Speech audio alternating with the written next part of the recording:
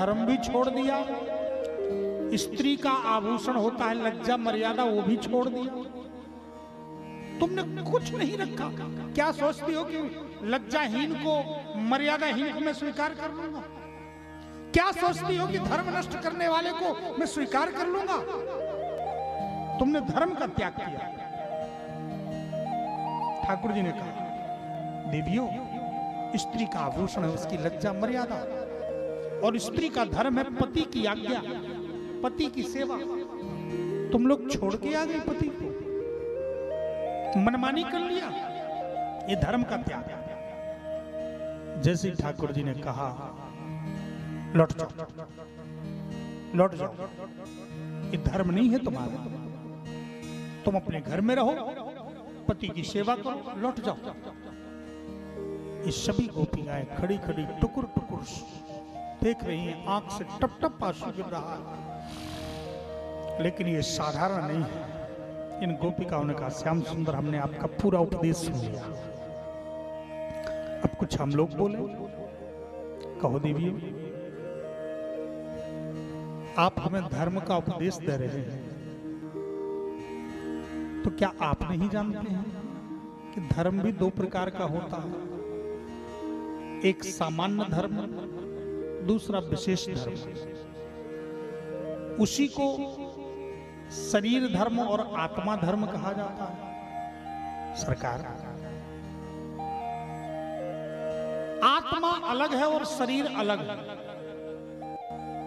जैसे गाड़ी अलग है, ड्राइवर अलग। देखने में गाड़ी चलती है, लेकिन गाड़ी का आहार अलग है। गाड़ी जड़ है, गाड़ी के अंदर सामर्थ्य नहीं है चेतनता की वो अपने से कुछ कर सके। भले वही चलती है, उसी में ब्रेक लगता है, उसी में रफ्तार है, वो तेल भी पीती है, आहार भी करती, लाइट भी जलती, सब कुछ, लेकिन गाड़ी में चेतनता नहीं है, जड़ वस्तु है। कहीं खड़ी कर दो, खड़ी रहेगी। उसमें समझदारी नहीं है कि अब कोई आ रहा है तो बगल में दूसरी जगह खड़ी हो जाए। गाड़ी जड़ है, और उस गाड़ी को चलाने वाला चेतन जो ड्राइवर है, वो जितना रफ्तार से जैसा चलाएगा, जो बटन चालू करेगा, वैसा वो गाड़ी चलती रहेगी। तो वह अंदर बैठा हुआ वो चलाने वाला है, उसका आहार अलग है।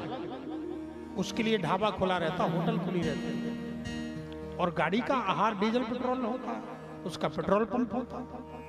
अब ऐसा तो नहीं कि गाड़ी के लिए भी होटल में ले जाके कहो भैया इसमें भर दो दाल चावल, या ड्राइवर के लिए कह दो इसको पेट्रोल भर दो। उसका आहार अलग है, उसका आहार अलग है, उसका धर्म अलग है, इसका धर्म अलग है। गाड़ी का धर्म वहां तक पहुंचाना जहां तक उसका जगह। ड्राइवर अपने कार से गया, मालिक अपने कार से गया, मालिक जो चलाने वाला है वो अपने कार को, गाड़ी को छोड़ के और चल देगा, वो धर्म अपना काम करेगा। तो उस मालिक के लिए गाड़ी है, वो गाड़ी बदली भी जाती है, बदलती रहती है, पर मालिक तो वही रहता है। ऐसे ही ये शरीर जड़ है, शरीर बदलता भी रहता है, शरीर का अपना धर्म है, लेकिन आत्मा अलग है जो इस शरीर के अंदर बैठा हुआ है। जो जीवात्मा है वो अलग है, वो जितना जिस गति से चलाएगा ये शरीर चलेगा, उसका धर्म अलग है। शरीर का जन्म होता है, आत्मा का प्रवेश होता है, शरीर का विकास होता है प्रकृति से। प्राकृतिक शरीर होने के कारण निरंतर विकसित होता है प्रकृति के माध्यम से। उसकी एक आयु सीमा है, पर शिथिल होने लगता है, एक दिन शरीर समाप्त भी हो जाता है। लेकिन जीवात्मा तो, अगर जीवात्मा समाप्त हो तो ये क्यों कहते वो तो परम धाम चले गए। रमेश जी थे वो चले गए, गणेश जी थे, वो सुरेश जी थे, महेश जी थे, तो उनका शरीर है। शरीर जब है तो शरीर ही अगर जीवात्मा है तो कहते हैं वो तो यहीं पड़ा है, तो इसको क्यों जलाया जा रहा है? बोले वो तो चला गया, अब ये तो शरीर है, मिट्टी, इसी शब्द को ना कहते, ये तो जड़ है, इसमें कोई क्रिया नहीं होगी।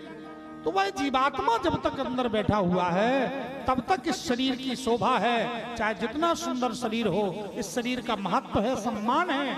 और जब इससे निकल गया तो वह शरीर का कोई मतलब नहीं, मिट्टी है। चाहे प्रधानमंत्री का शरीर हो, चाहे राष्ट्रपति का शरीर हो, चाहे किसी महापुरुष का शरीर हो, चाहे गुरु बाबा का शरीर हो, चाहे किसी भी व्यक्ति, शरीर का अपना धर्म है, पर जीवात्मा का अपना धर्म है। जीवात्मा परमात्मा की है। इसलिए प्रभु आपने शरीर का उपदेश दिया। मैं शरीर से स्त्री है हम लोग, तो इसलिए स्त्री का आपने उपदेश दे दिया। लेकिन क्या आपको नहीं पता कि हम लोग आपसे शरीर से मिलने के लिए नहीं आई हैं, हम लोग तो आपसे मिलने के लिए आए हैं। हम लोग तो आपसे मिलने के लिए आए हैं। और आप ही कहते हो कि आत्मा का जब तक परमात्मा से मिलन नहीं होता है तब तक उसको परमानंद की प्राप्ति नहीं होती। इस संसारिक शरीर के मिलन के लिए नहीं आई। आप ही बता दें, एक स्त्री थी, धर्मपरायणा स्त्री थी, उसका पति परदेश जा रहा था, तो उसने कहा लो, उस स्त्री ने कहा मेरे लिए आधार क्या है? बोले फोटो रख लो, मेरी ही फोटो है, इस फोटो को मेरा ही स्वरूप मानना। उस स्त्री ने पति पर विश्वास करके फोटो रख लिया और पति विदेश चला गया। 2 साल बाद लौटा विदेश से, फोन था नहीं उस समय, घर आया, सीधे दरवाजा खटखटाने लगा।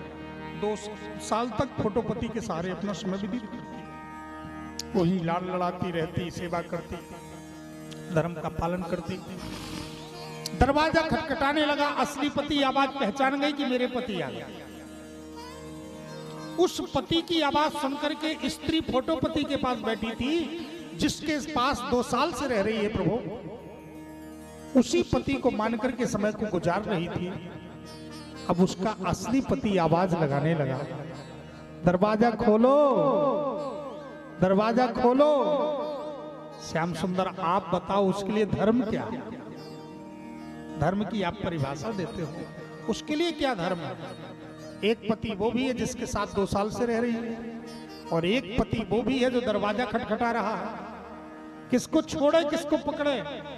एक का अपराध लगेगा उसको। कन्हैया ने मुस्कुराते हुए कहा, हरी देवियों, जब असली आ गया तो फिर फोटो के चक्कर में काहे को पड़े? असली को बुलाए, उसकी पूजा करें।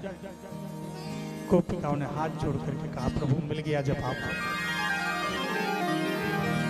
आपका ही वचन है कि परम पति परमात्मा, आत्मा के पति तो परमात्मा है। शरीर के पति का आप हमें उपदेश दे रहे हैं और आत्मा के पति परमात्मा है, तो जब आत्मा के असली पति मिल गए हैं तो अब फोटो के चक्कर में क्यों डाल रहे हो? अब मत डालो, अब तो बस प्रभु हम आपकी हैं, आपके लिए हैं। जैसे कहा तो ठाकुर जी निहाल हो गए, धन्य है। हमने केवल इसलिए धर्म का उपदेश कहा है कि कहीं आप लोगों के मन में संसार के प्रति आकर्षण तो नहीं,